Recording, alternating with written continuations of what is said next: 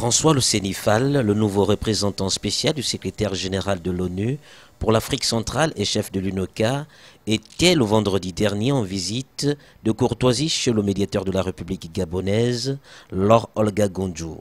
Cette rencontre entre les deux personnalités a permis d'évoquer plusieurs sujets d'actualité, tels que la situation qui prévaut actuellement au Gabon et d'autres pays de la sous-région. Je pense que, en ce qui concerne la situation économique et financière, le président Ali Bongo lui-même l'a affirmé que la situation économique était difficile. Et je crois qu'on a suivi le dernier sommet de la CEMAC et je crois que le gouvernement prendra toutes les dispositions dans ce sens-là.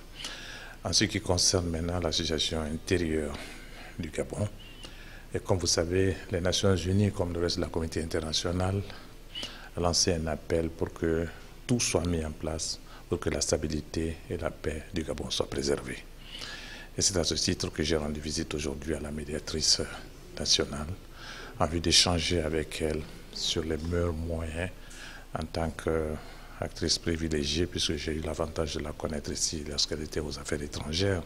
Nous avons travaillé ensemble sur un certain nombre de dossiers dans le passé et je suis venu donc m'entretenir avec elle, comme je le fais d'ailleurs avec tous les principaux acteurs de ce pays, afin qu'ensemble nous puissions trouver une solution qui puisse ramener la réconciliation et la stabilité au Gabon.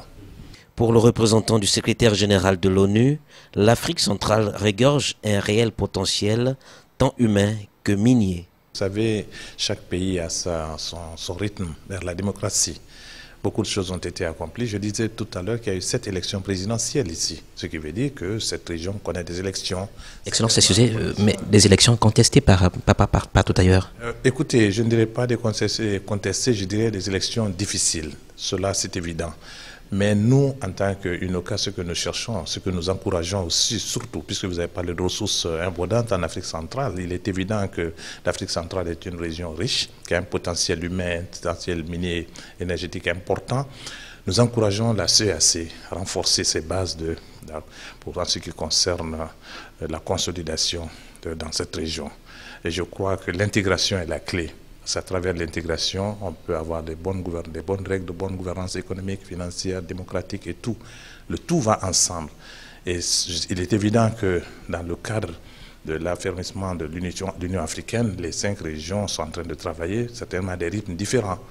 Certainement que l'Afrique de l'Ouest est partie beaucoup plus tôt, a pris une certaine avance dans certains domaines. Mais l'Afrique centrale doit aussi continuer et nous travaillons très étroitement avec la CEAC dans ce sens-là pour essayer de renfermer les bases de l'intégration dans cette sous-région.